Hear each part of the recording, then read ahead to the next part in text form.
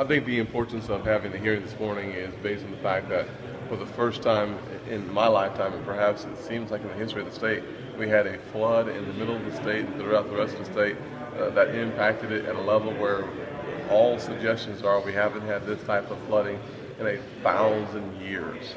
So when you think about the impact of that, it's nearly impossible for us to figure out all the challenges that we face immediately. You have to have a little time, and the water has to recede, time has to move on so that we can assess the damages.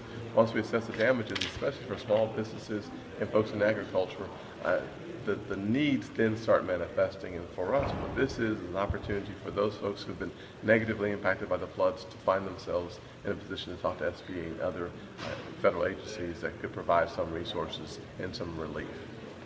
And it's been nearly 2 months since the floods. What type of challenges and needs are you still hearing from South Carolinians?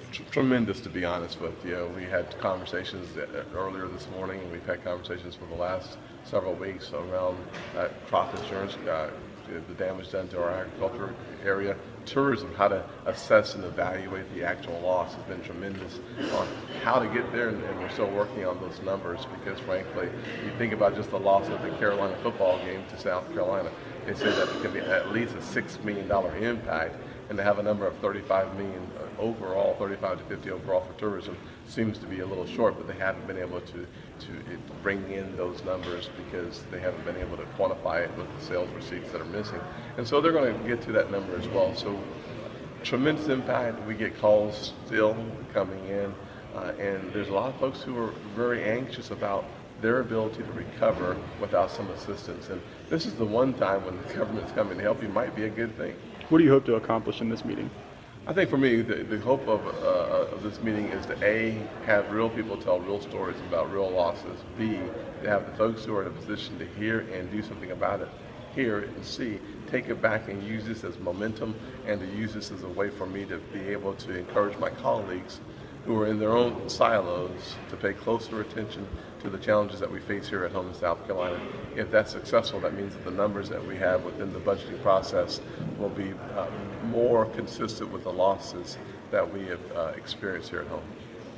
Senator, I believe what you're going to hear from the farmers is that the loans and the crop insurance is not not going to be enough. Yes, sir. Can you comment on that? Yeah, there's no doubt that right now, as I suggested while you were downstairs, sir, that last night we were able to restore about $3 billion in crop insurance that was used as a pay-for and other funding decisions, which I thought was not the appropriate approach, so we've been able to put that back in. I think long term, the reality of it is that we face very difficult decisions for small business owners who are consistently challenged.